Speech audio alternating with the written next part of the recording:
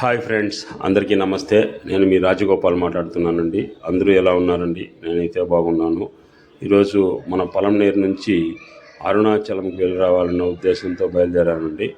ఇక్కడ పొలంనేరులో నుంచి మనం చిత్తూరుకి వెళ్ళిన తర్వాత అక్కడి నుంచి వేలూరుకి వెళ్ళాల్సిన అవసరం ఉంది ఫ్రెండ్స్. అక్కడ మీరు చూస్తున్నారు కదా, అదే వేలూరు బస్టాండ్లో నుంచి మనం అరుణాచలం వెళ్ళేందుకు సిద్ధంగా ఉన్నటువంటి బస్సు.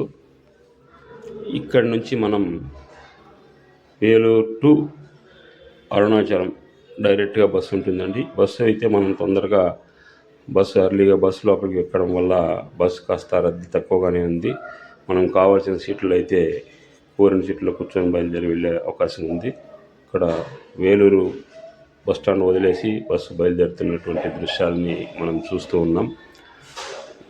వేలూరు నుంచి అయితే మనకి ఎప్పుడూ బస్సులు ఉంటాయి ఫ్రెండ్స్. ఇక్కడ పెద్దగా బస్సుల గురించి మనం ఇబ్బంది పడాల్సిన అవసరం అయితే ఉండదు. ఖచ్చితంగా మంచి అనుకూలవంతమైనటువంటి ప్రయాణాన్ని మనం చేయొచ్చు. ఇక్కడ చూస్తే మన ఆంధ్రప్రదేశ్ కంటే కూడా బస్ ఛార్జీలు తక్కువగానే ఉంటాయి ఫ్రెండ్స్.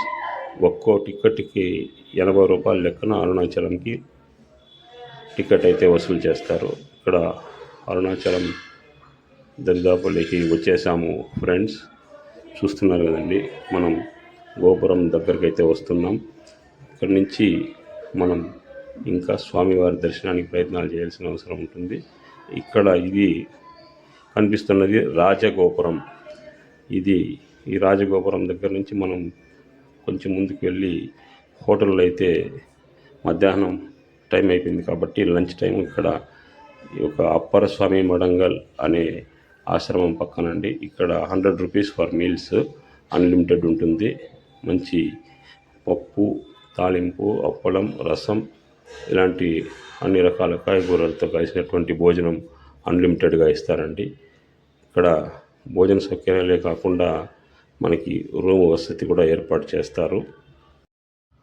భోజనం చేసిన తర్వాత మనం ఇక్కడ చూస్తున్నాం కదండి, అప్పర స్వామిగల్ మఠం.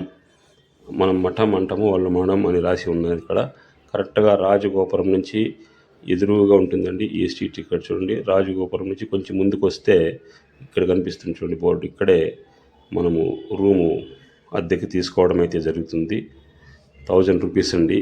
ఒక 24 అవర్స్కి ఈ యొక్క ఛార్జెస్ వసూలు చేస్తున్నారు. రూమ్ అయితే వసతి సౌకర్యాలన్నీ కూడా బాగా ఉంటుందన్న నమ్మకంతో ఈ ఆశ్రమం దగ్గర అయితే రూమ్ సెలెక్ట్ చేసుకోవడం జరిగింది ఫ్రెండ్స్. వేరే ప్రాంతాల్లో అయితే రూమ్ రెంట్ ఎక్కువగా ఉంటుందన్న ఉద్దేశంతోనే మనకి సాధారణమైనటువంటి రేట్లలోనే ఇక్కడ రూమ్ లభిస్తుంది కాబట్టి తీసుకున్నాను. రండి కొంచెం లోపలికి వెళ్ళి రూమ్ పరిస్థితి ఎలా ఉంటుంది ఒకసారి గమనిద్దాం.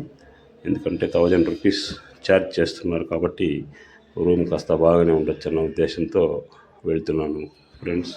మనకైతే ఫస్ట్ ఫ్లోర్లో రూమ్ దొరికింది. అక్కడికి బయలుదేరి వెళ్ళి అక్కడ రూమ్ పరిస్థితి ఏ విధంగా ఉందో ఒకసారి చూద్దాం. రండి పైకి వెళ్దాం. లిఫ్ట్ కూడా ఉంది ఫ్రెండ్స్. లిఫ్ట్ పక్క అయితే నేను వెళ్ళలేదు కాబట్టి డైరెక్ట్గా అలాగే బై వాక్ వెళ్తున్నాను. చూడండి, ఇది మొత్తం రూమ్సే. ఇక్కడ రూమ్స్ కూడా చాలా సుందరంగా బాగుంటాయి ఫ్రెండ్స్. ఇక్కడ మనకి ఇచ్చినటువంటి రూమ్ అయితే ఇదిగో ఫ్రెండ్స్, 413 అనే నెంబర్ పైన రూమ్ ఇచ్చారు. తీస్తున్నాం, రూమ్ ఓపెన్ చేస్తున్నాం.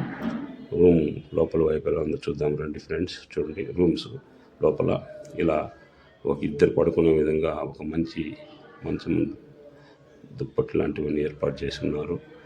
వాష్రూమ్ ఉంటుంది. ఇక్కడ మనకి అయిన తర్వాత గుడి దగ్గర స్వామివారిని దర్శిద్దామని బయలుదేరాను ఫ్రెండ్స్. గుడి ముందు కొంతమంది అక్క చెల్లెమ్మలు ఇలా స్వామివారి బుట్ట అయితే పెడతారు. 10 రూపీస్ ఛార్జెస్ చేస్తారండి ఒక్కొక్కరికి. వాళ్ళు బొట్టు పెట్టి ఆశీర్వదించినట్లుగా చేసేందుకు.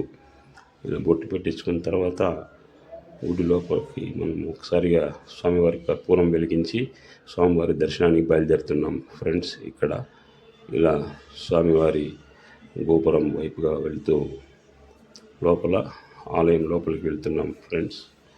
ఆలయం లోపల ఈరోజు రద్దీ అయితే మరీ ఎక్కువగా లేదు కాబట్టి కాస్త ప్రశాంతంగానే దర్శనం జరిగే విధంగా ఉంది అని అనిపిస్తోంది. అందుకనేసే స్వామివారి దర్శనానికి గుడి లోపల వెళ్తున్నాం ఫ్రెండ్స్. చూస్తున్నాను కదా, ఇది గుడి లోపల స్వామివారి ఆలయ నమూనా. ఈ నమూనాలో మనము స్వామివారి రాజగోపురాలన్నీ కూడా ఒకే ప్రాంతంలో చూసే విధంగా ఇక్కడ ఏర్పాటు చేస్తున్నాం ఫ్రెండ్స్. చూడండి, క్యూ లైన్లో అయితే మరి ఎక్కువ రద్దీ లేదు, కానీ సుమారుగా అయితే ఉంది ఫ్రెండ్స్. ఇలా క్యూలో వెళ్తున్నాం స్వామివారిని దర్శించడానికి. క్యూలో రద్దీ విపరీతమైన సందర్భాలు కూడా ఉన్నాయి, కానీ ఈరోజైతే మరీ ఎక్కువైతే లేదని నాకు అనిపిస్తోంది. చూడండి మీరు కూడా. ఇక్కడ నుంచి స్వామివారి దర్శనానికి క్యూ లైన్లో వెళ్తున్నాం ఫ్రెండ్స్. చూస్తున్నారు కదా, ఇక్కడ స్వామివారి దర్శనానంతరం కనిపించే వినాయక స్వామి వారిని దర్శించవచ్చు. అలాగే దర్శనం పూర్తిగా అయిన తర్వాత ఇక్కడ ఇంకొక గోపురాన్ని మనం దర్శిస్తున్నాం ఫ్రెండ్స్. ఇక్కడ స్వామివారి గుడి చుట్టూ కూడా గోపురాలు విశిష్టంగా ఉంటాయి. అద్భుతమైన శిల్పకళా నైపుణ్యంతో అలరారుతున్నటువంటి దేవస్థానం ఇది.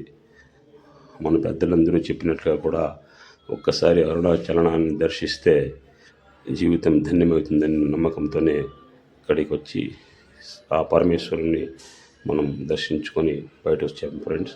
ఈ చెట్టుకి కొంతమంది మహిళలు గాజులు కడతారు ఫ్రెండ్స్. ఈ చెట్టు కొమ్మలకి గాజులు కట్టడం వలన వివాహం కాని స్త్రీలకు వివాహం అవుతుంది తొందరగా అని, లేదంటే వివాహమైన స్త్రీలైతే తొందరగా సంతానం వస్తుందన్న నమ్మకంతో కడుతుంటారు ఫ్రెండ్స్. అది చూసిన తర్వాత అలాగే ఇక స్వామివారి దర్శనం అయిన తర్వాత మరొకసారి స్వామివారి ప్రార్థిస్తూ వెలుపలికి వస్తున్నాం ఫ్రెండ్స్. వెలుపల వైపు నుంచి మనము ఈ గోపురం యొక్క నైపుణ్యాన్ని చూడవచ్చు. అద్భుతంగా ఉంటుంది. భక్తి శ్రద్ధలతో స్వామివారిని దర్శించి మీరు కూడా అరుణాచలంలోని శ్రీ మహేశ్వరుని దర్శించండి ఫ్రెండ్స్. Thanks for